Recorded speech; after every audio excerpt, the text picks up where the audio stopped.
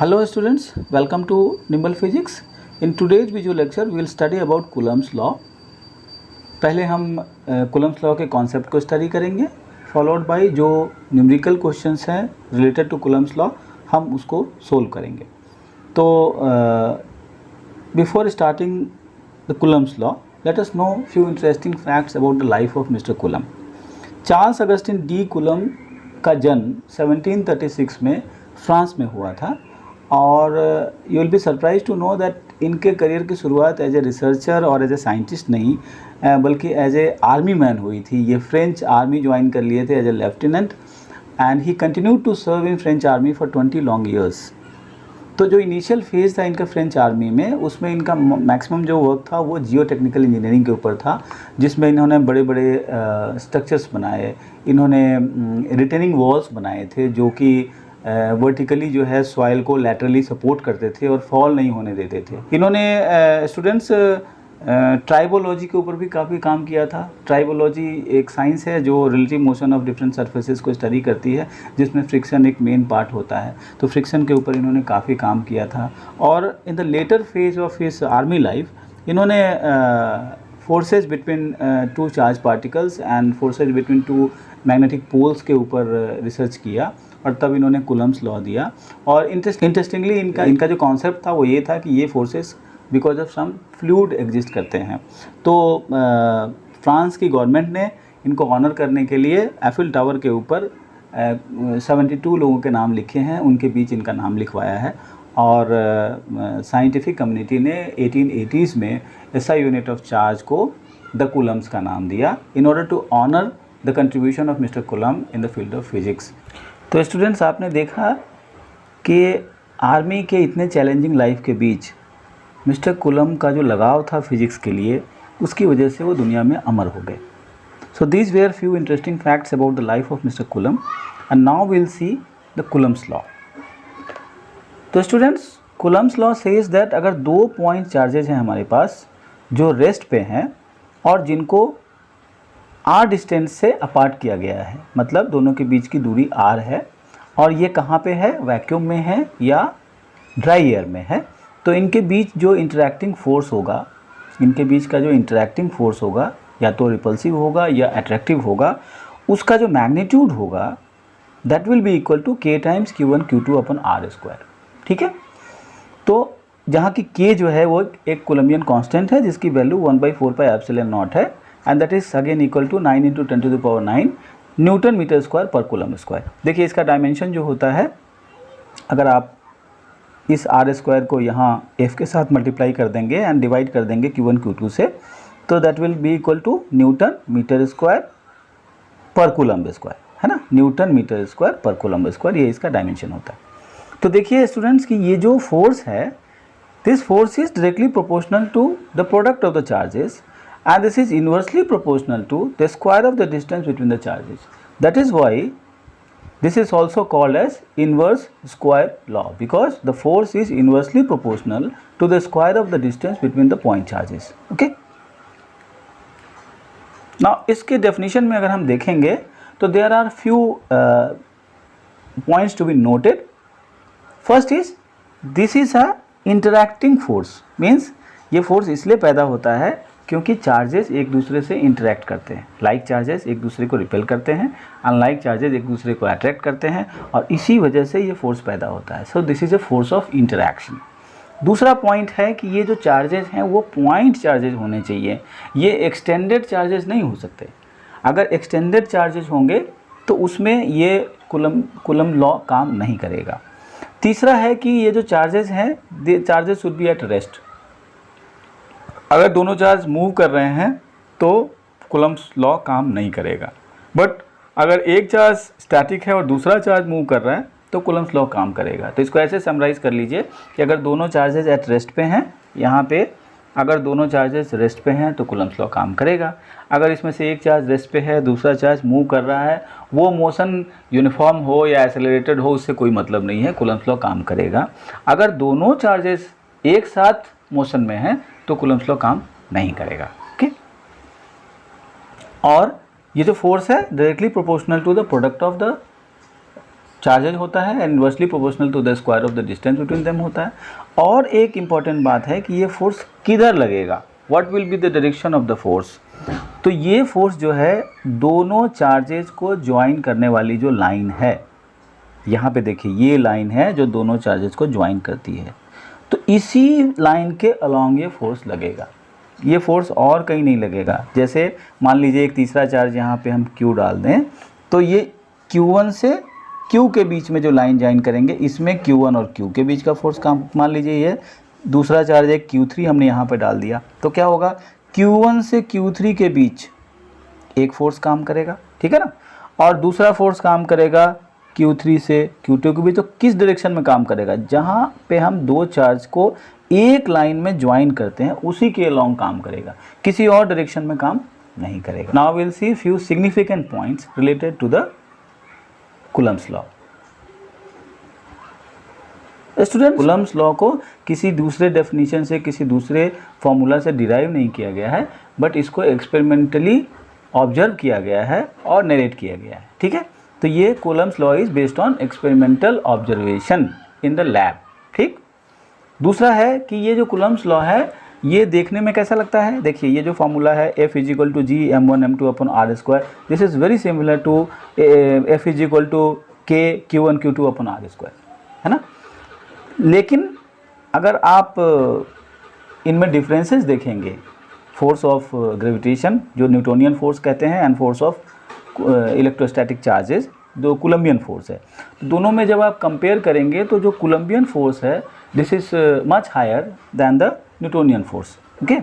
तो हमने यहाँ पे दो इलेक्ट्रॉन के बीच का कोलम्बियन फोर्स और उसके बीच का जो न्यूटोनियन फोर्स है, दोनों को हमने कंपेयर किया है। तो देखिए कोलम्बियन फोर्स कितना आ रहा है, Fe को हमने कोलम्बियन फोर्स से रिप्रेजेंट किया है, तो K की वैल्यू 9 × 10⁹ डाल दिया यहाँ पे, और एक Q² होगा यहाँ पे, दो इलेक्ट्रॉन के चार्ज को हम मल्टीप्लाई कर रहे हैं, तो दैट इज़ 1.6 × 10⁻⁻19 का होल स्क्वायर। और नीचे हमने देखिए G के जगह पे डाल दिया 6.7 × 10⁻11 मल्टीप्लाइड बाई जो मास ऑफ इलेक्ट्रॉन है दैट इज़ 9.1 × 10⁻31 और इसका होल स्क्वायर m², और r² and r² students cancel हो जाएंगे बिकॉज दोनों में r² है, दोनों फार्मूलाज में r² है। तो ये वैल्यू अगर आप कैलकुलेट करोगे तो this will come up to 10⁻42, मतलब जो इलेक्ट्रोस्टैटिक फोर्स है between two electrons separated with a distance r is 10⁻42 times higher than the gravitational force existing between the same electrons। तो देखिए जो इलेक्ट्रोस्टैटिक फोर्स है वो कितना बड़ा है, 10⁻42 quite higher than the gravitational force existing between the same two electrons, okay। तो ये आपके दिमाग में एक एस्टिमेट होना चाहिए कि how large is the Coulombian force compare to the gravitational force, okay. और दूसरा क्या है, जो ग्रेविटेशनल फोर्स है वो एक ही नेचर का होता है, हमेशा अट्रैक्टिव होता है, whereas Coulombian force attractive और रिपल्सिव दोनों होता है, ये आप जानते हैं। और जो ग्रेविटेशनल फोर्स है वो किसी मीडियम पे डिपेंड नहीं करता है। ग्रेविटेशनल फोर्स किसी भी मीडियम में आप उसको काउंट करेंगे तो ग्रेविटेशनल फोर्स की वैल्यू एक ही आएगी, वेयर एज कोलम्बियन फोर्स को अलग अलग मीडियम में, because it depends on permittivity of the medium. तो कोलम्बियन फोर्स अगर अलग अलग मीडियम में आप सेम चार्जेस को लेके मेजर करेंगे तो you will get different values, okay. मतलब एक मीडियम से दूसरे मीडियम में इलेक्ट्रोस्टैटिक फोर्स जो है वो चेंज हो जाती है और ग्रेविटेशनल फोर्स वहाँ कांस्टेंट रहता है। तो ये जो इलेक्ट्रोस्टैटिक फोर्स का चेंज है उसको हम कैसे लिखते हैं, that is equal to F in air upon F in medium। This is very important, इस पर बहुत सारे क्वेश्चन भी पूछे जाते हैं। F in air upon F in medium is equal to K, जहाँ K क्या है, K is a dielectric constant and that is equal to permittivity of the medium upon permittivity of air, ठीक है। तो इसको स्टूडेंट्स आप याद रखिएगा, इस K से कंफ्यूज मत होइएगा, ये कोलम्बियन कांस्टेंट नहीं है, ये dielectric constant of the medium है जिसकी value permittivity of medium upon permittivity of air के बराबर होती है। मतलब ये बताता है कि force in air force in medium से कितना ज़्यादा होगा, कितने टाइम्स ज़्यादा होगा, ठीक है ना। तो ये समझ के रखिए कि फोर्स इन एयर जो होता है वो मैक्सिमम होता है और ड्राई एयर या वैक्यूम जो होता है दैट इज़ मैक्सिमम, और फोर्स इन मीडियम हमेशा उससे कम होता है with a factor that is k. If you divide force in air upon k, then you will get the force in medium. Okay. Now students, ये बहुत ही important point है कि electric force between two charges doesn't depend on the neighboring charges. देखिए अगर दो charge कहीं placed हैं Q1 Q2, मान लीजिए यहाँ पे दो चार्ज हैं Q1 और Q2 और इसके बीच का डिस्टेंस r है, इसके बीच का इलेक्ट्रोस्टैटिक फोर्स क्या होगा, F = Q1 Q2 k times upon r square. Now अगर एक तीसरा चार्ज हम यहाँ Q3 डाल दें तो इसके वजह से Q1 और Q2 के बीच का जो फोर्स है उसमें कोई चेंज नहीं आएगा, है ना. एंडली the force between Q1 and Q2 will remain the same which was there in the absence of Q3. मतलब Q3 को यहाँ डालने पोजीशन करने से पहले जो Q1 और Q2 के बीच का जो फोर्स था वो वही रहेगा Q3 को डालने के बाद भी.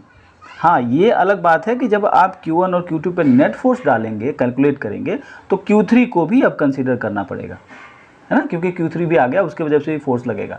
लेकिन Q3 के नहीं रहने से जो Q1 और Q2 के बीच में फोर्स था, Q3 को डालने से भी वही फोर्स होगा. तो इसका मतलब electric force between two charges does not depend on the neighbouring charges, उस पर बिल्कुल डिपेंड नहीं करता है. देन ये लॉ जो है वो एक्सप्रेस करता है 2 पॉइंट चार्जेज एट रेस्ट, जो हमने पहले भी डिस्कस किया है कि जब 2 पॉइंट चार्जेज होंगे, कैसे चार्जेज होंगे, पॉइंट चार्जेज होंगे. पॉइंट चार्जेज का क्या मतलब है स्टूडेंट्स? तो पॉइंट चार्जेज और एक्सटेंडेड चार्जेज किसको कहते हैं? पॉइंट चार्जेज उनको कहेंगे, इसका कोई एक फिक्स पैरामीटर नहीं है कि इतने साइज़ को हम पॉइंट चार्ज कहेंगे और उससे बड़े को हम एक्सटेंडेड चार्ज कहेंगे. हम पॉइंट चार्ज तब कहते हैं जब दो चार्ज और उनके बीच का डिस्टेंस कंपेरेबल नहीं हो, मतलब डिस्टेंस बहुत बहुत बड़ा हो और चार्ज का साइज़ बहुत बहुत छोटा हो, तब इनको हम पॉइंट चार्ज कहेंगे.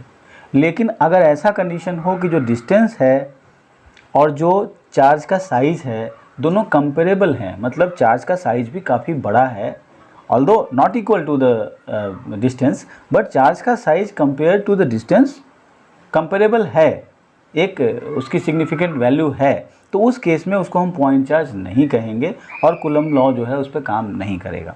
तो कूलम लॉ कब काम करेगा? जब पॉइंट चार्जेस को हम लेते हैं, कंसीडर करते हैं, और चार्जेस एट रेस्ट होते हैं, जो हमने कंसीडर किया कि मतलब दोनों चार्ज एट रेस्ट होने चाहिए या दोनों में से एक चार्ज एट रेस्ट होना चाहिए. अगर दोनों चार्ज मूव कर रहे होंगे तो कूलम्स लॉ काम नहीं करेगा, it will not be valid. Okay.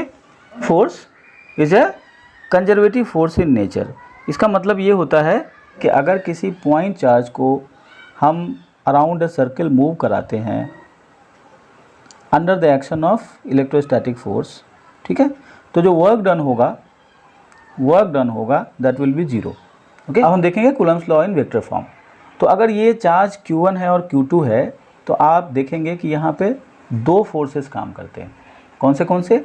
एक वो जो चार्ज Q1 Q2 पे अप्लाई करता है, दूसरा वो जो चार्ज Q2 Q1 के ऊपर अप्लाई करता है. ठीक है. तो हमने पहले फोर्स को लिखा है F12 that is K times Q1 Q2 upon R square, that is F12 मतलब force on charge Q1 because of charge Q2. तो देखिए Q2 जो फोर्स Q1 पे अप्लाई करेगा उसका डायरेक्शन किधर से होगा? Q2 से Q1 की तरफ होगा, 2 से 1 की तरफ. तो हमने क्या किया? यहाँ पे एक वेक्टर ऐड कर दिया. तो स्टूडेंट्स पिछले डेरिवेशन में आपने देखा होगा कि हम मोड ऑफ F की बात करते थे, that was equal to K times Q1 Q2 upon R square. तो इसका मतलब ये था कि ये सिर्फ मैग्नीट्यूड की बात हम करते थे, कूलम फोर्स के मैग्नीट्यूड की बात करते थे. यहाँ हमने इसके ऊपर एक एरो डाल के इसको क्या कर दिया? वेक्टर बना दिया, है ना. तो अब हम वेक्टर कूलम फोर्स की बात कर रहे हैं, तो इसमें डायरेक्शन भी हमको देना पड़ेगा. तो यहाँ क्या है? K Q1 Q2 अपन R स्क्वायर, ये वाला पार्ट जो है ये क्या है? This is the magnitude of coulomb force and this is a unit vector which explains the direction of this force. तो इसका डायरेक्शन किधर होगा? देखिए यहाँ Q2 से Q1 की तरफ होगा, because this is the force on charge Q1 because of charge Q2. तो Q2 किधर फोर्स लगाएगा? इस डायरेक्शन में लगाएगा. Q2 जो Q1 पे फोर्स लगाएगा उसका डायरेक्शन ये होगा. तो ये डायरेक्शन क्या है? 2 से 1 की तरफ है. तो हमने एक यूनिट वेक्टर यहाँ डाल दिया फ्रॉम 2 to 1. अगेन दूसरा फोर्स वो होगा जो Q1 Q2 पे अप्लाई कर रहा होगा.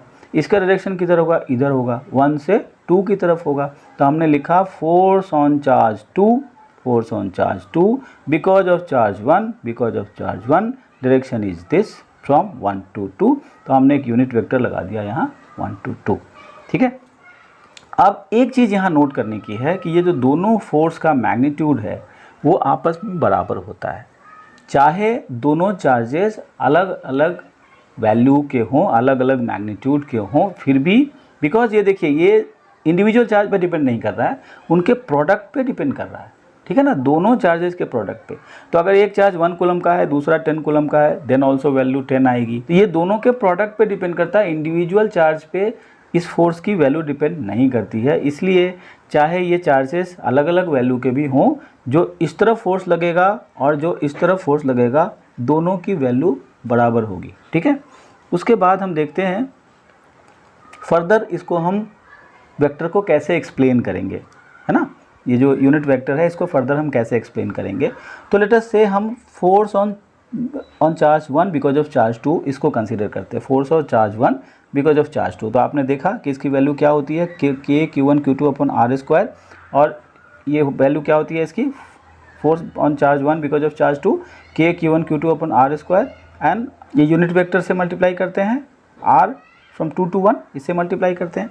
अब देखिए जो वेक्टर होता है वो क्या होता है, मैग्नीट्यूड होता है उसमें, और एक यूनिट वेक्टर का से उसका मल्टीप्लिकेशन होता है। जैसे मान लीजिए मेरे पास एक वेक्टर है 5i, तो 5i का मतलब क्या है, 5 उसका मैग्नीट्यूड है और i जो है वो unit vector along x direction है। ठीक है, तो उसी तरीके से जो वेक्टर होता है उसमें एक मैग्नीट्यूड होता है और एक उसका यूनिट वेक्टर से उसको मल्टीप्लाई किया जाता है किसी भी वेक्टर को। तो अगर हम एक वेक्टर को उसके मैग्नीट्यूड से डिवाइड कर दें तो what will get is a unit vector along the direction of the vector. तो ये यूनिट वेक्टर है along the direction of a vector. देखिए, तो इसको हम कैसे लिखेंगे, वेक्टर अपॉन मैग्नीट्यूड अगर कर देंगे तो हम इसकी वैल्यू इसको रिप्लेस कर सकते हैं। अगर वेक्टर अपॉन मैग्नीट्यूड कर दें तो हम इसको रिप्लेस कर सकते हैं। तो यहाँ हमने क्या किया, के Q1 Q2 अपॉन, हमने इसका मॉड कर दिया, r जो है r का हमने मॉड कर दिया, that is r1 minus r2 upon R square. देखिए अगर triangular law of vector addition आपने पढ़ा होगा तो यहाँ पे एक वेक्टर ये है और इसके हेड से इस वेक्टर का टेल जुड़ रहा है, और यहाँ एक दूसरा वेक्टर है जिसका डायरेक्शन यहाँ से O से इस तरफ को है। तो triangular law of vector addition क्या कहता है कि दो वेक्टर्स अगर एक का हेड दूसरे के टेल से जुड़ा हुआ हो और तीसरा वेक्टर अगर एक इसको क्लोज कर रहा हो तो क्या होगा, इन दोनों का सम इसके बराबर होगा, है ना। तो हम लिख सकते हैं R2 plus R21 will be equal to R1। अब इसमें हम R21 की वैल्यू कैसे निकालेंगे, तो R21 will be equal to R1 minus R2। ठीक है, तो हमने क्या किया, यहाँ पे R21 को रिप्लेस करने के लिए हमने R1 माइनस R2 को यूज़ किया है। ठीक है, तो इसको हम R स्क्वायर जो है, R square is what, it is the distance between Q2 and Q1, that is only R square, मतलब R21 इज़ R स्क्वायर। तो R21 की वैल्यू हमने कितनी निकाली, R1 minus R2।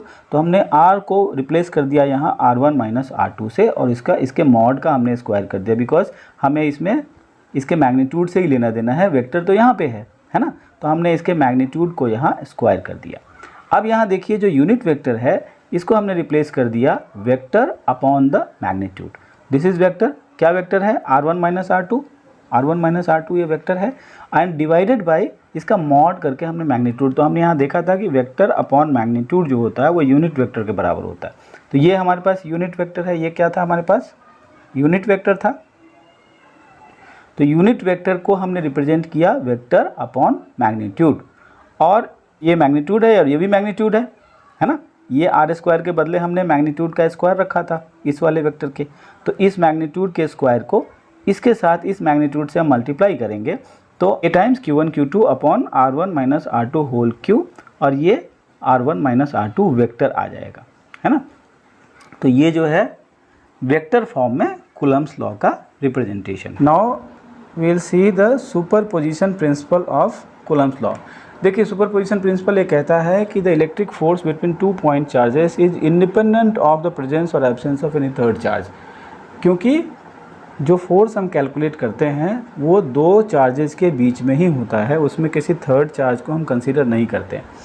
But what if a third charge is present, तो हम क्या करेंगे, पहले फर्स्ट चार्ज और सेकंड चार्ज के बीच के फोर्स को कैलकुलेट करेंगे, then first charge and third charge के बीच के फोर्स को कैलकुलेट करेंगे, और इस तरीके से ऐड करके किसी एक पॉइंट पे लगने वाले अलग अलग फोर्सेस को सम अप करके, वेक्टर फॉर्म में सम अप करके हम रिजल्टेंट फोर्स निकालेंगे, और इस तरीके के वेक्टर एडिशन को ही हम सुपरपोजिशन कहते हैं। जो रिजल्टेंट फोर्स होगा that will give the direction of the final force experienced on a point because of various Coulombian forces. इसी को हम कहते हैं principle of superposition. Okay, now will study the equilibrium of particles because of Coulomb force. देखिए, equilibrium of charge particle में एक mister आर्नशाउ की theory है जो ये कहती है कि charge particles can never be stable under the action of Coulombian force alone. अगर देखिए यहाँ पे जैसे ये तीन चार्जेस हैं और ये आपस में कोलिनियर है, एक ही लाइन में है, और ये under the state of equilibrium है। अगर इसमें से जो सेंटर वाला चार्ज है या ये चार्ज और ये चार्ज थर्मल वाइब्रेशन से थोड़ा सा भी अपनी जगह से, अपनी पोजीशन से हिल जाए, तो क्या होगा, तीनों चार्जेस का जो इक्विलिब्रियम है वो डिस्टर्ब हो जाएगा और ये तीनों चार्ज अपनी अपनी जगह से मूव कर जाएंगे। आर्नशाउ ने ये कहा है कि under the action of Coulombian force alone charges equilibrium में नहीं हो सकते हैं। There must be some other forces also working so that the charges are under the state of equilibrium. Okay, now we'll study the case 1 which is regarding the collinear charges under the state of equilibrium. Students, यहाँ पे दो charges हैं Q1 और Q2, और इनके बीच में कहीं हमें किसी एक जगह पे एक चार्ज ऐसा डालना है Q, जिसके वजह से ये तीनों चार्जेस जो कि कोलिनियर है, एक ही लाइन में हैं, ये तीनों चार्जेस अंडर इक्विलिब्रियम आ जाए। तो हमें डिसाइड करना है कि वो कौन सा पॉइंट होगा जहाँ Q को डालने से ये तीनों चार्जेस आपस में इक्विलिब्रियम स्टेट में आ जाएं। ठीक है, तो देखिए, अगर मान लेते हैं थोड़ी देर के लिए हम कि ये जो स्टेट है वो इक्विलिब्रियम का स्टेट है, तो इसमें क्या होगा, जो फोर्स ये Q1 Q के ऊपर अप्लाई कर रहा है उतना ही फोर्स Q2 Q के ऊपर अप्लाई करेगा, और ये दोनों फोर्स एक दूसरे के बराबर और अपोजिट डायरेक्शन में हो, तब ये कंडीशन आ सकती है कि स्टेट ऑफ इक्विलिब्रियम हो। अगर मान लो Q को Q1 अपनी तरफ अट्रैक्ट कर रहा है और अगेन इस Q को Q2 भी अपनी तरफ अट्रैक्ट कर रहा है, और मैग्नीट्यूड में अगर दोनों फोर्सेस बराबर हैं, तो इस केस में all three forces will be in state of equilibrium. तो देखिए, ऐसा ही हमने किया है। ये फोर्स F1 है मान लीजिए, जो Q1 and Q small q upon x square है। यहाँ से यहाँ तक के डिस्टेंस को हमने x लिया है। अगर टोटल डिस्टेंस मान लीजिए Q1 से Q2 का टोटल डिस्टेंस r है, और Q1 से स्मॉल q जो है उसका डिस्टेंस x है, तो जो बाकी का हिस्सा बचता है that will B r minus x.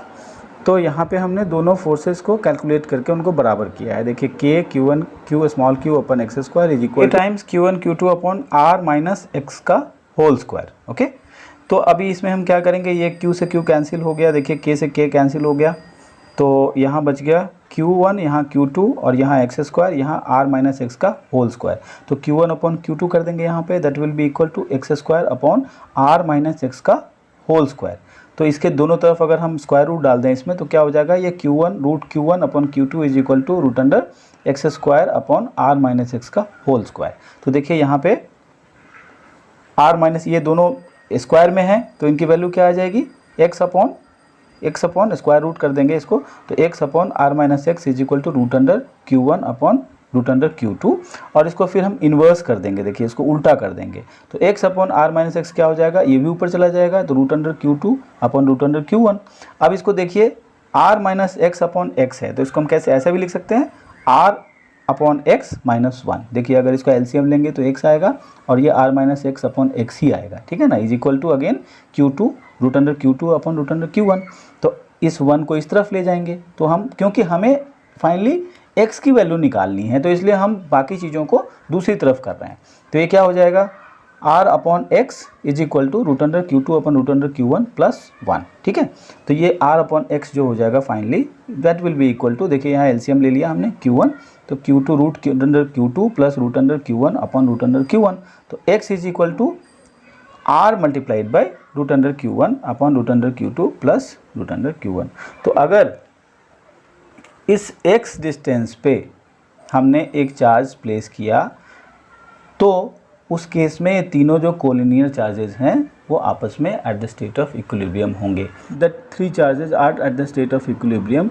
अब हम कैलकुलेट करेंगे कि इस स्मॉल q चार्ज की वैल्यू कितनी रखें जिसकी वजह से ये तीनों चार्जेस स्टेट ऑफ इक्विलिब्रियम में हों। तो देखिए यहाँ हम क्या करेंगे, इसमें जो रिपल्सिव फोर्स है Q2 के ऊपर Q1 का, that should be equal to the attractive force on the Q charge, small q charge on Q1। देखिए तो अगर ये दोनों का नेचर Q1 और Q2 का नेचर एक जैसा है and this small q charge is of a dissimilar nature, then in that case Q2 Q1 को रिपेल करेगा और ये Q1 को अट्रैक्ट करेगा, और अगर ये दोनों फोर्सेस बराबर होंगे तो all three charges will be at the state of equilibrium. तो हम क्या देखते हैं यहाँ पे, repulsive force of Q2 on Q1 if it is equal to the attractive force of small q on Q1, then इस केस में तीनों charges at the state of equilibrium हो जाएंगे। तो यहाँ हमने क्या किया, सबसे पहले ये रिपल्सिव फोर्स है K Q1 Q2 अपन R स्क्वायर, उन दोनों के बीच जो Q1 Q2 चार्ज है इनके बीच का डिस्टेंस R है तो इसका स्क्वायर, तो this is the Coulombian force, repulsive force on Q2 because of Q1। और देखिए इसको हमने एट्रैक्टिव फोर्स किसके बीच है, स्मॉल q चार्ज और Q1 के बीच, तो ये K Q1 small q upon इनके बीच का डिस्टेंस क्या है, x है, तो अपॉन एक्स स्क्वायर। तो अगर ये दोनों बराबर हो जाएंगे तो ये मान सकते हैं कि तीनों charges at the state of equilibrium हैं।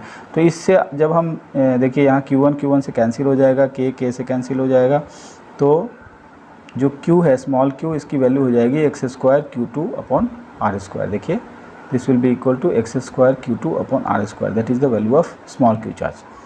तो इसको हम ऐसा भी लिख सकते हैं एक्स अपॉन R का होल स्क्वायर इंटू Q2।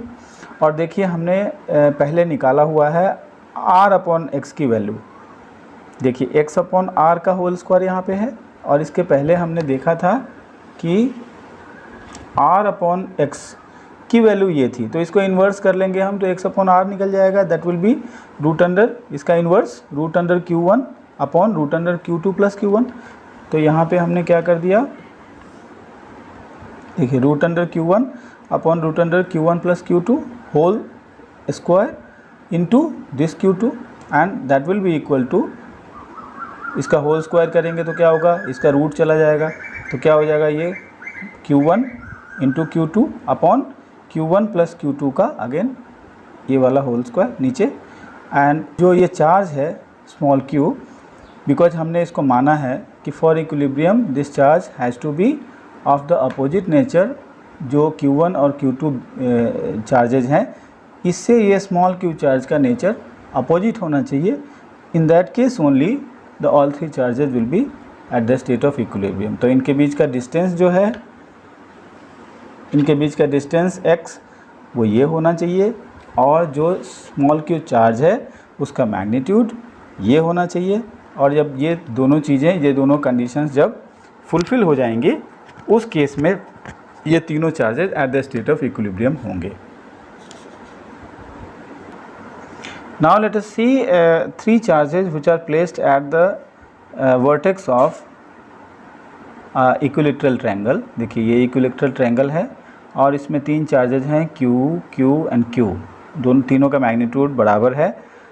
अगर ये तीन चार्जेज इस ऑर्डर में प्लेस्ड हैं, हम स्टडी करेंगे कि इस कंडीशन में इन तीनों को इक्विलिब्रियम स्टेट में लाने के लिए, मतलब ये तीनों अपनी अपनी जगह पे बिल्कुल स्थिर रहें, यहाँ से मूव ना करें, स्टेबल रहें, उसको करने के लिए हमें क्या करना पड़ेगा। तो इसके सेंट्रॉयड पे, इस ट्रायंगल का ये सेंट्रॉयड है, सेंटर है इस ट्रायंगल का, यहाँ पे एक चार्ज हमें रखना पड़ेगा जिसके रखने से ये तीनों चार्जेज अपनी अपनी जगह पे फिक्स हो जाएंगे। ठीक है, तो देखिए ऐसा करने के लिए हमें कैलकुलेट करना पड़ेगा कूलम्बियन फोर्सेस, उसी की मदद से हम ये करेंगे। किसी एक वर्टेक्स को हम लेते हैं, तो उस वर्टेक्स पे because of the other two charges, यहाँ पे Q1 की वजह से एक फोर्स आ रहा है F2, और इस Q की वजह से एक फोर्स आ रहा है F1। देखिए इस Q की वजह से एक फोर्स आ रहा है F1, और इस Q की वजह से एक फोर्स आ रहा है F2, और इस F1 और F2 का रिजल्टेंट है ये FR। तो ये FR का डायरेक्शन क्या होगा? देखिए F1 का डायरेक्शन इधर है, F2 का डायरेक्शन इधर है, तो FR का डायरेक्शन इस तरफ को होगा। अब इस FR को अगर बैलेंस करने के लिए एक हम इस तरफ को टुवर्ड्स द सेंट्रॉयड अगर एक बराबर मैग्नीट्यूड का फोर्स जनरेट कर लें, तो ये तीनों जो ट्रायंगल्स पे, जो वर्टेक्स पे चार्जेस हैं, वो अपनी अपनी जगह पे स्टेबल हो जाएंगे। तो सबसे पहले हम स्टडी करेंगे कि इस FR की वैल्यू क्या है, and then we will try to put some charge here who will generate the same force but in opposite direction। तो देखिए F1 is equal to F2 is equal to क्या होगा? देखिए F1 है क्या? K इंटू क्यू स्क्वायर, ये Q और Q का मल्टीप्लिकेशन अपॉन इनके बीच के डिस्टेंस का स्क्वायर। तो देखिए KQ square upon distance square. अब जो FR है इसको हमने इसी तरीके से F2 की भी वैल्यू आ जाएगी। तो F1 is equal to F2 is equal to this value, ये दोनों बिकॉज चार्ज Q और Q तीनों आपस में बराबर हैं, इसलिए F1 जो होगा इधर वाला फोर्स वो इस फोर्स के बराबर होगा। जितना फोर्स Q पे लगाएगा उतना ही फोर्स ये Q भी इस Q पे लगाएगा। तो F1 और F2 की वैल्यू बराबर है, और दो इक्वल वेक्टर्स का जब हम सम करते हैं और ये वेक्टर कितने एंगल पे होगा, तो देखिए ये इक्विलेटरल ट्रायंगल है, इसके सारे एंगल 60 डिग्री पे हैं, ये भी एंगल 60 है, और ये बिकॉज ये एंगल और ये एंगल ये अपोजिट एंगल्स हैं, तो ये क्या होगा? इसकी वैल्यू बराबर होगी। ये 60 है तो ये भी 60 होगा।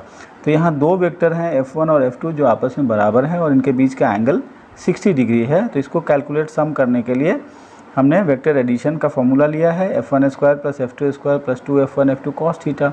जब इसकी वैल्यू हम डालेंगे तो देखिए 2F1 square and 2F1 F square cos theta, और ये फाइनली जो सम हो के आएगा that will be equal to 2F cos theta upon 2। ये कैसे आता है? तो देखिए cos 2 थीटा की वैल्यू होती है cos square theta minus sine square theta. यहाँ से हम इनकी वैल्यूज़ निकाल सकते हैं। 2 cos स्क्वायर थीटा, जैसे cos 2 थीटा जो होगा that will be equal to 2 cos square theta minus 1, and cos 2 theta is equal to cos square theta minus sine square theta, और cos थीटा जो होगा इसका हाफ करने से that will be equal to cos square theta upon 2 minus sine square theta upon 2, और फिर again ये क्या हो जाएगा 1 minus 2 sine square theta upon 2, that will be again equal to 2 cos square theta upon 2 minus 1। तो यहाँ हमें इस 1 को अगर हम इस तरफ को ले जाएंगे तो 1 प्लस कॉस थीटा की जो वैल्यू है that will be equal to 2 cos square theta upon 2। देखिए हमारे अंदर यहाँ पे इस रूट अंडर में जो आता है एक factor that is 1 plus cos theta. तो 1 प्लस कॉस थीटा की वैल्यू हमने यहाँ निकाला है that is equal to 2 cos square theta upon 2। 2 cos square theta upon 2 है ये, है ना, लिख दिया इसकी value 2 cos square theta, 1 plus cos theta की value 2 cos square theta upon 2, और इसकी वैल्यू जब हम कैलकुलेट करके फाइनली लाएंगे that will be equal to 2F cos theta upon 2।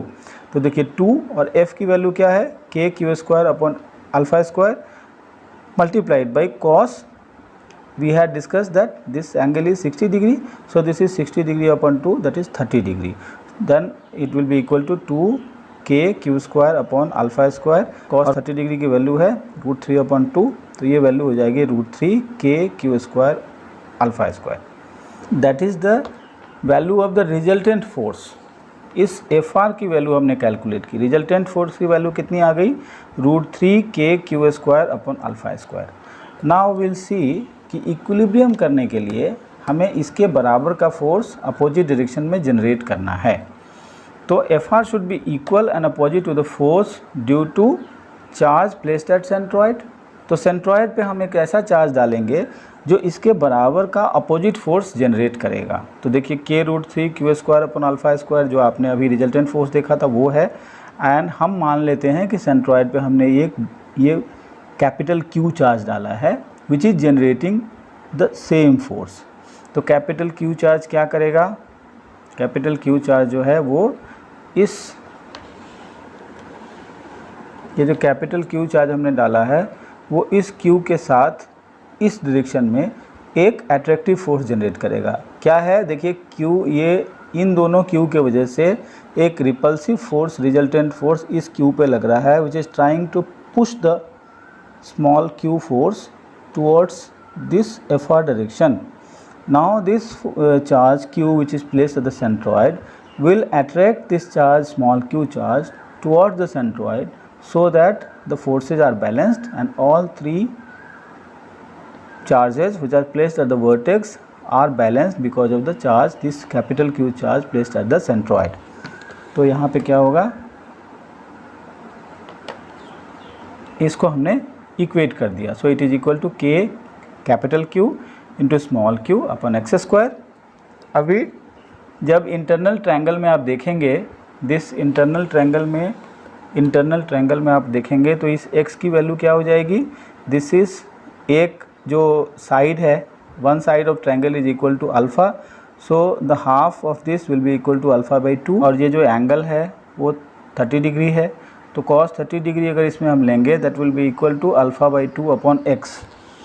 So here you can see cos 30 degree is equal to alpha by 2 upon x, so x will be equal to alpha upon root 3। तो यहाँ पे हम x square में x की value डाल देंगे, alpha upon root 3 का whole square, and this again is equal to k root 3 q square upon alpha square is equal to k q multiplied by ये रूट 3 का स्क्वायर 3 हो जाएगा, जो ऊपर चला जाएगा 3 upon alpha square.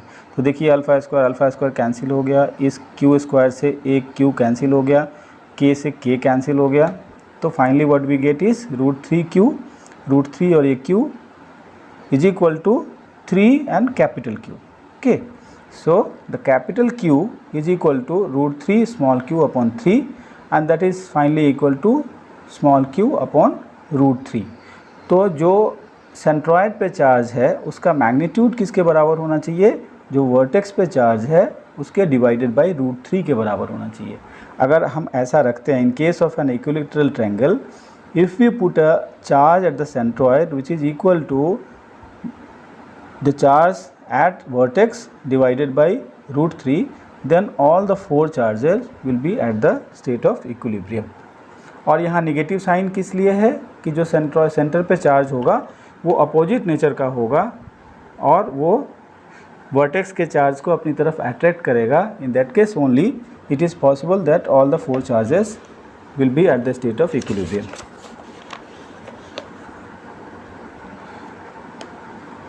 Now we will see the equilibrium in case of charges placed at the 4 corners of an square. तो यहाँ पे चार्ज ये एक स्क्वायर है जिसके चारों कॉर्नर पे एक एक चार्ज इक्वल मैग्नीट्यूड के प्लेस्ड हैं, और इस कंडीशन में हमें स्टेट ऑफ इक्विलिब्रियम अचीव करना है, जिसमें हम इसके स्क्वायर के सेंटर पे एक चार्ज डालेंगे जिसकी वजह से all 5 charges will be at the state of equilibrium. तो देखिए यहाँ पे थोड़ा कंडीशन चेंज होगा, क्योंकि ट्रायंगल वाले केस में 2 ही फोर्स आते थे, किसी भी एक वर्टेक्स पे अगर हम देखते तो अदर 2 वर्टेक्स से एक एक फोर्स अराइव होता था और उसका रिजल्टेंट हम निकालते थे। लेकिन इस केस में देखिए इस वर्टेक्स से एक रिपल्सिव फोर्स ये लग रहा है, इस वर्टेक्स से एक रिपल्सिव फोर्स ये लग रहा है। तो यहाँ F1 और F2, late us say that जो ये Q है ये एक F1 फोर्स अप्लाई कर रहा है और ये Q जो है वो एक F2 फोर्स अप्लाई कर रहा है। तो इन दोनों की वजह से जो रिजल्टेंट है वो F3 हुआ, और वो F3 हम कैसे करेंगे सम अप, जैसे पहले हमने किया था कि 2 इक्वल फोर्सेस और उनके बीच में एंगल अगर हमें मालूम है तो हम उसका रिजल्टेंट निकाल सकते हैं। तो यहाँ थोड़ा सा चेंज है कि वहाँ पे जो एंगल था उनके बीच का वो 30 डिग्री था,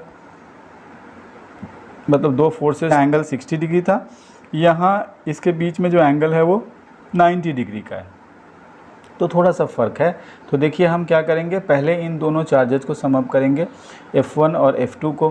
तो F1 और F2 सपोज ये आपस में इक्वल हैं, इसको F मान लेते हैं, that is equal to K Q square upon alpha square, this is alpha,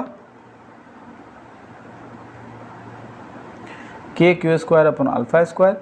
अब इन दोनों का जो हम सम अप करेंगे, वेक्टर सम लेंगे, तो जैसा पीछे हमने देखा है that will be equal to 2f cos theta by 2 and 2 this is equal to 2 F की वैल्यू क्या है, K Q square upon alpha square into cos theta by 2। Theta कितना है यहाँ पे 90 डिग्री। देखिए इस फोर्स और इस फोर्स के बीच का जो एंगल है दैट इज़ 90 डिग्री। तो 90 degree divided by 2 theta upon 2 that will be equal to cos 45 degree, that again is equal to 1/√2। तो जो हमारा फोर्स हो जाएगा because of this vertex and this vertex, इनके वजह से जो रिजल्टेंट फोर्स बन रहा है F3 that will be equal to √2 K Q square upon alpha square. लेकिन this is not the final force because अभी हमने इस वर्टेक्स को कंसिडर नहीं किया है। इस वर्टेक्स से भी एक रिपल्सिव फोर्स आएगा, उसको हम क्या करेंगे, जो सुपरपोजिशन में आपने पढ़ा है कि अलग अलग फोर्सेस को एक ही पॉइंट पे, जैसे इस पॉइंट पे हमें द रिजल्टेंट फोर्स निकालना है तो हम क्या करेंगे, पहले इस चार्ज की वजह से फोर्स ले लिया, फिर इस चार्ज की वजह से फोर्स ले लिया, फिर दोनों का रिजल्टेंट निकाल दिया ये।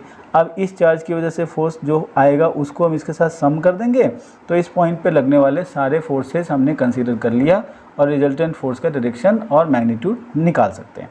तो देखिए यहाँ पे हमने क्या किया, F3 निकाला जो इस वर्टेक्स और इस वर्टेक्स की वजह से लगने वाला फोर्स है on the point on this point. अभी हम इस वर्टेक्स को कंसीडर करेंगे तो हम क्या करेंगे, F3 जो हमने निकाला है उसमें इस F4 को, मान लीजिए कि इसके वजह से फोर्स F4 लग रहा है, उसको सिंपली हम सम कर देंगे। तो देखिए यहाँ पे क्या किया, ये जो हमने F1 और F2 का रिजल्टेंट निकाला था क्या था वो √2 K Q square upon alpha square, plus जो ये वाला वर्टेक्स है वो सिंपली इसके ऊपर एक फोर्स लगाएगा that will be equal to K Q into Q square upon ये डिस्टेंस। अब देखिए ये डिस्टेंस जो है वो अलग है, this is not, this is alpha, this is alpha, ये डिस्टेंस अल्फ़ा नहीं होगा, ये डिस्टेंस होगा क्या √2 अल्फ़ा। तो देखिए यहाँ पे आर स्क्वायर की जगह हमने क्या लिखा है 2 alpha square, that is square of √2 alpha. √2 alpha का हमने स्क्वायर किया यहाँ पे। तो इसको सम करने से क्या मिलेगा, के Q square upon alpha square and इसमें से √2 हम निकाल लेंगे, ये हमने कॉमन ले लिया, के Q square upon alpha square, तो हमें क्या मिल जाएगा √2 plus 1/2। So this is the force which is acting on this point and the direction of the force is in this direction, making an angle of 45 degree from this force और outward को है। तो हम यहाँ centre पे एक ऐसा charge place करेंगे जो इनवर्ड को एक अट्रैक्टिव फोर्स बन लगाए और जिसका मैग्नीट्यूड इसके बराबर होना चाहिए, तब ये all 5 charges will be at the state of equilibrium. तो उसके लिए हम क्या करेंगे, now for equilibrium K Q square upon alpha square √2 plus 1/2 is equal to, let us say this charge is generating the same force, this charge is generating the same force, तो वो किस पे लगेगा, के क्यू अपॉन इसके बीच के distance का square. अब अगेन यहाँ पे डिस्टेंस हम कैलकुलेट करेंगे, डिस्टेंस x है तो इस ट्रायंगल में x को हम कैलकुलेट करेंगे। देखिए ये भी क्या है, दिस इज ऑल्सो अल्फ़ा/2, एक आर्म अगर अल्फ़ा है एक साइड तो उसका हाफ है, और यहाँ पे ये भी अल्फ़ा/2 है, एक आर्म अगर अल्फ़ा है तो इसका हाफ है, तो ये एक राइट एंगल ट्रायंगल है। तो एज पर पाइथागोरस थ्योरम हम अल्फ़ा/2 प्लस अल्फ़ा/2 रूट अंडर इन दोनों का स्क्वायर करके रूट अंडर कर लेंगे तो हमें x की वैल्यू निकल जाएगी। तो देखिए x की वैल्यू क्या आ जाएगी, यहाँ पे ये हो जाएगा के क्यू अपॉन a अपॉन √2 आएगा, a अपॉन √2 का हम होल स्क्वायर कर लेंगे, this will be the distance value of x, इसका स्क्वायर कर लेंगे तो फाइनली ये क्या आ जाएगा, के Q multiplied by 2 upon alpha square. अब देखिए ये क्यू स्क्वायर से एक क्यू माइनस हो जाएगा, यहाँ से एक क्यू कैंसिल हो जाएगा, के से के कैंसिल हो जाएगा, अल्फ़ा स्क्वायर से अल्फ़ा स्क्वायर हो जाएगा। तो Q multiplied by √2 plus half is equal to 2q। हमें इस क्यू की वैल्यू निकालनी है जिसको हम स्क्वायर के सेंटर पे डाल रहे हैं, तो that will be equal to small q multiplied by √2 plus 1/2 upon 2 and that finally will be equal to the small charge q multiplied by 2√2 plus 1 upon 4. Again, the nature of this charge has to be of opposite nature with the charges which are placed at the corners of a square. अगर same nature का होगा तो equilibrium नहीं हो पाएगा, again वो भी एक रिपल्सिव फोर्स लगा देगा और सारे चारों चार्ज डिस्टर्ब हो जाएंगे। तो यहाँ पे जो सेंटर पे हम चार्ज डालेंगे वो अपोजिट नेचर का होने से ये all 5 charges will be at the state of equilibrium. Now this is a special case in which this two charges are suspended from a ceiling. देखिए यहाँ पे एक सीलिंग है, यहाँ से दो चार्जेस ये सस्पेंडेड हैं और ये eight the state of equilibrium है, मतलब यहाँ से इसने इसको रिपेल कर रखा है, इसने इसको रिपेल कर रखा है, प्लस यहाँ से एक ग्रेविटेशनल फोर्स भी नीचे लग रहा है, और when we you sum up all forces are at the state of equilibrium, और ये दोनों चार्ज अपनी अपनी जगह पे स्टेबल हैं। तो ऐसे केस में हम दो चीज़ कंसिडर करेंगे, कैलकुलेट करेंगे, कि ये इनके बीच का डिस्टेंस क्या होगा, और जो ये टेंशन है जिस भी रोप से, वायर से, या जैसे भी हमने इसको हैंग किया हुआ है, उसके ऊपर जो टेंशन है उस फोर्स की वैल्यू क्या होगी। तो देखिए यहाँ पे जो टेंशन है, टेंशन हमेशा इस डायरेक्शन में होगा, तो टेंशन के दो कंपोनेंट होंगे, इस टी के दो कंपोनेंट होंगे, एक टी साइन थीटा और ये T cos theta. Theta is the angle here. तो टी कॉस थीटा जो है it is balancing the gravitational force. You can see gravitational force हमेशा जो है वो डाउनवर्ड लगता है and it is always perpendicular to the object, and T cos theta यहाँ पे कहाँ लग रहा है, ऊपर की तरफ लग रहा है, दोनों अपोजिट डायरेक्शन में है, तो दोनों इक्वल हैं बिकॉज ये eight the state of equilibrium है, स्टेबल है। तो ये हमें कैलकुलेट करना होगा कि mg जो है उसको ये टी कॉस थीटा बैलेंस कर रहा है। सिमिलरली देखिए ये चार्ज बिकॉज मूव नहीं कर रहा है, तो इनका जो रिपल्सिव फोर्स है दैट इज़ Fe, वो किसको बैलेंस कर रहा है, टी साइन थीटा को। एक यहाँ से रिपल्सिव फोर्स लग रहा है इस डायरेक्शन को और टी साइन थीटा इस डायरेक्शन को, तो ये दोनों आपस में बैलेंस कर रहे हैं। तो वही लिखा है कि T cos theta is equal to mg, T cos theta is equal to mg and T sine theta is equal to Fe। देखिए ये Fe है जिसको टी साइन थीटा बैलेंस कर रहा है, उसकी वैल्यू क्या होगी, अगर ये चार्ज q है और ये भी चार्ज q है तो kq² अपॉन इनके बीच का डिस्टेंस x है, x²। ठीक है, अब हम एक सिंपल रेशियो लेते हैं T sine theta upon T cos theta का, बिकॉज ये टैन थीटा हो जाएगा इसलिए लिया है। तो इसकी वैल्यू क्या हो जाएगी, देखिए टी साइन थीटा यहाँ पे है, टी कॉस थीटा यहाँ पे है, तो इसको ऊपर डाल दीजिए kq² upon x² upon mg। तो ये tan theta will be equal to kq² upon x² mg। अब देखिए चूँकि थीटा की वैल्यू बहुत ही कम है, this theta is of very small value, तो जो टैन थीटा है that will be almost equal to sine theta. क्यों, क्योंकि देखिए साइन थीटा जो है वो जब स्मॉल एंगल होता है तो that is almost equal to theta, and cos theta जो है वो जानते हैं आपके, जब स्मॉल एंगल होता है जैसे साइन कॉस 0 डिग्री आप देखेंगे तो वो किसके बराबर होता है, 1 के बराबर होता है। तो कॉस जब एकदम से स्मॉल वैल्यूज़ पे जाता है तो वो 1 के बराबर होता है, और sine when it tends towards a very small value it is equal to theta. तो sine theta is equal to theta almost, and cos theta is almost equal to 1। तो टैन थीटा किसके बराबर होगा, theta upon 1, because you know tan theta is equal to sine theta upon cos theta, तो that will also be equal to almost equal to theta.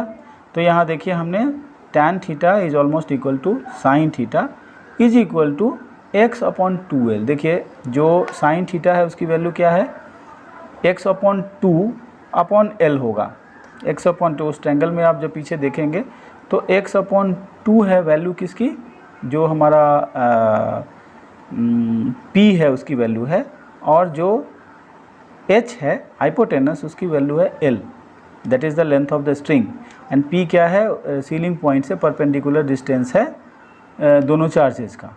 तो जो हमारा p upon h जो है that is the value of sine theta, that is equal to x/2 upon l। तो देखिए x/2 upon l is equal to kq² upon x² mg। यही हमने calculate किया था फाइनल जो वैल्यू, तो इससे हम x की वैल्यू निकाल सकते हैं। Here you see x³ will be equal to 2kq² upon mg, और इससे जो x की वैल्यू आएगी, x इज़ द सेपरेशन, जितना रिक्वायर्ड सेपरेशन है इतना सेपरेशन मेंटेन करने से ही charges will be at the state of equilibrium. तो x की वैल्यू क्या आती है, 2kq² upon mg whole root 1/3। अगर ये डिस्टेंस हम मेंटेन करते हैं दो इक्वल चार्जेस के बीच में जो l लेंथ से सस्पेंडेड हैं किसी सीलिंग से, तो उस केस में उनके बीच में इक्विलिब्रियम होगा। अभी हमें देखना है कि इस केस में टेंशन कितना होगा। तो टी हमने देखा था T sine theta and T cos theta, T तो हम उसका स्क्वायर ले लेंगे, T sine square theta plus T cos square theta is equal to K Q square upon X square whole to the power square and plus M G square. तो यहाँ पे देखिए T square common हो जाएगा और sign square theta plus cos square theta क्या है 1 होता है, इसीलिए हमने इनका स्क्वायर लिया था। तो टी स्क्वायर इससे निकल आएगा, T square is equal to K Q square upon X square whole to the power 2 plus M G square. So T will be equal to this value and raise to the power 1/2, मतलब square root of this value will be the value of tension on the string which is holding those charges suspended from a ceiling. So by this we have completed the theoretical part of Coulomb law, superposition theorem and various state of equilibrium. So please like and subscribe my channel and don't forget to press the bell icon to get notification of my new videos. Thank you. Thanks for watching.